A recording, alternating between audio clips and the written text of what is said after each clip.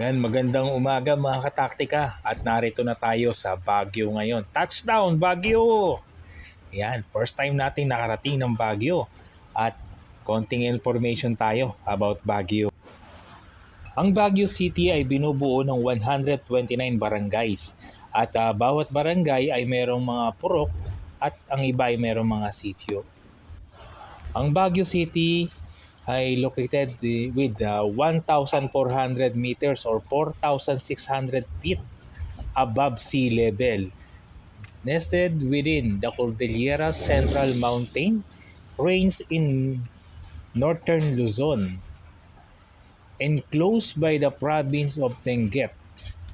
The city covers a small area of 57.5 square kilometer or 22.2 square miles. Most of the developed part of city is built of uneven, hilly terrain of the northern section. And when Daniel Burnham drew plans for the city, he made the city hall a reference point where the city limits extended 8.2 kilometers or 5.1 miles from east to west and 7.2 kilometers, 4.5 miles from north to south. Ang lungsod ng Baguio ay first-class highly urbanized city in Cordillera Administrative Region, Philippines.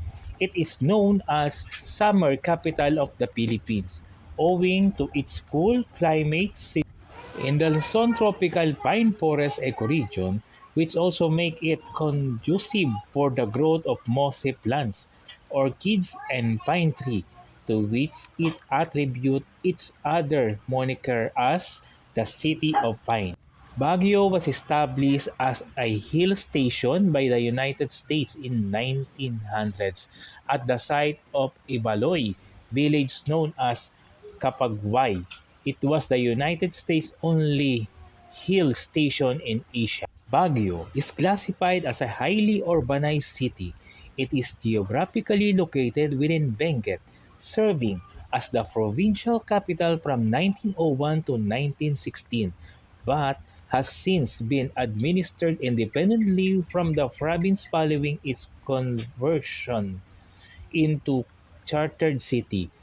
The city is the center of business, commerce, and education in northern Luzon, as well as the seat of government of the Cordillera Administrative Region. Accordingly to the 2020 census, Baguio has a population of 3,666 and 358. Baguio was called Kapagway by indigenous people. The name Baguio originates from the American period and is derived from the Ibaloy word Baguio, most, which was the Hispanicized as Baguio, a demonym for the native of city Ibaguio, is also derived from Baguio. It is also the name for the city's annual arts festival. Baguio used to be a vast mountain zone with lush highland forests, teeming with the various wildlife such as the indigenous deer, cloud rats, Philippine eagle, Philippine warty pigs, and numerous species of flora. The area was a hunting ground of the indigenous people, notably the Ibaloys and other Igorot ethnic groups. When the Spanish arrived in Philippines, the area was never fully subjugated by Spain due to the intensive defense tactics of indigenous Igorot of the Cordilleras. Igorot oral history state the Benguet upper class Baknang was founded between 1565 and the early 1600s by the marriage of gold trader Amikidit and Kankanay maiden gold panning in Akipan. Their son, Baruy, discovered a gold deposit in the area, which he developed with hired workers and slaves. During Spanish colonial period, in 1755, the Augustinian Fray Pedro de Vivar established a mission in Tongdo, outside Baguio. Before he was driven out the following year, this ranchera included 220 people, including several Bacnang families. The Spanish tried regain the mission in 1759 but were ambushed. This prompted the Governor General Pedro Manuel de Arandeya Santesteban to send Don Manuel Arza de Orotea on the punitive expedition, which resulted in the mission being burned to the ground. During the period of Spanish rule in 1846, the Spaniard established a comandancia in the nearby town of La Trinidad and organized Benguet into 31 rancherias, one of which was Capagway, a wide grassy area where the present Burnham Park is situated. Capagway was the minor ranchera consisting of only about 20 houses. Most of the island in Capagway were owned by a prominent Ebaloy, Mateo Carino, who served as its chieftain. The Spanish Presidencia, which was located in Baguio at the vicinity of Gisad, Bali, was later moved to Carino's house where the current city hall stands. Baguio is a local term for moss. Once abundant in the area was spelled by the Spaniard as Baguio, which served as the name of the rancheria. During the Philippine Revolution in July 1899, Filipino Revolutionary Force under Pedro Paterno liberated La Trinidad from the Spaniard and took over the government, proclaiming Benguet as a province of the new Philippine Republic. Baguio was converted into a town, with Mateo Carino being the presidente, mayor. During American colonial period, when the United States occupied the Philippines after the Spanish-American War, Baguio was selected to become the summer capital of the Philippines island. American zoologist Dean Conan Worcester headed an expedition in 1900 after convincing U.S. Secretary of State Alejo Root to order an expedition to a cold place in northern mountain of the Philippines. Governor General William Taft, on his first visit in 1901, noted the air as bracing as Adirondacks of Moray Bay. On November 11, 1901, the American colonial government expropriated land in Baguio owned by the Ibaloy people who were forced to sell their land. In 1903, Filipino, Japanese, and Chinese workers were hired to build Cannon Road, the first road directly connecting Baguio with the lowland of La Union and Pangasinan. Before this, the only road to Benguet was Nagilian Road, and it was largely a horse trail at higher elevation.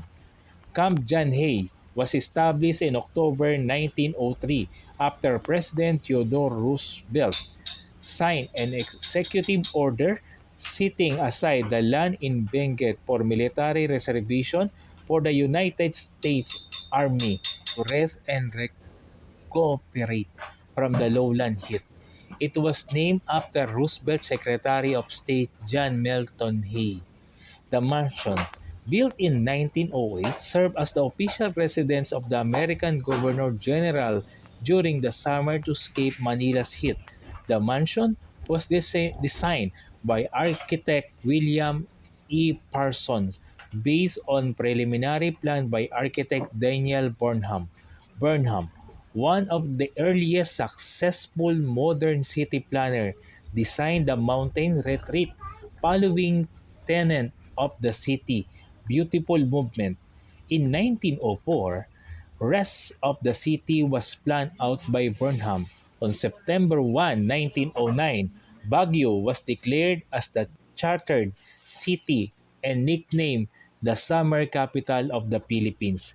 The succeeding period saw further development and in Baguio with the construction of Wright Park in honor of Governor General Luke Edward Wright, Burnham Park in honor Burnham, Governor Park Road, and Session Road.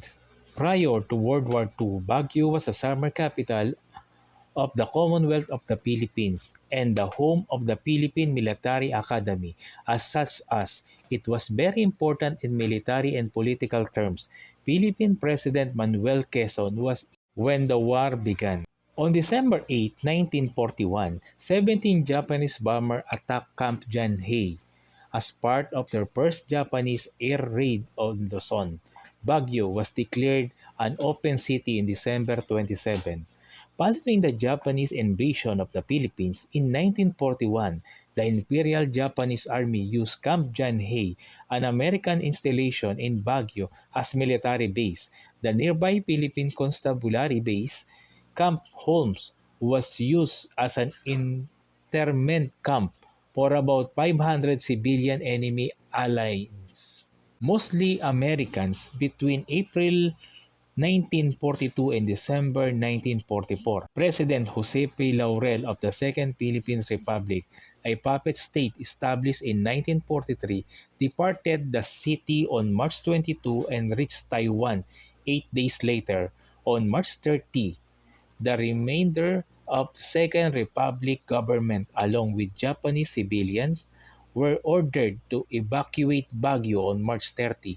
General Tomoyoki Yamashita and his staff then relocated to Bambang, Nueva Vizcaya. By late March 1945, Baguio was within range of the American and Filipino military artillery. Between March 4 and 10, United States Fifth Air Force planes dropped 933 tons of bomb and 1,185 gallons of napalm on Baguio, reducing much of the city to rubble. A major offensive to capture Baguio did not occur until April 1945. By April 27, 1945, the city was liberated and the Joint Force proceeded to liberate the La Trinidad Valley. In September 1945, the Japanese forces in the Philippines, headed by General Yamashita and Vice Admiral Okochi, formally surrendered at Camp John Hay, American residence in presence of Lieutenant General Arthur Percival and Jonathan Wainwright. Yan mga kataktiga, pag sinabing Baguio, syempre strawberry. At sana ay nagustuhan nyo ang information about Baguio at ang tanawin dito sa Baguio. Yan, hanggang sa muli, mega loud shoutout!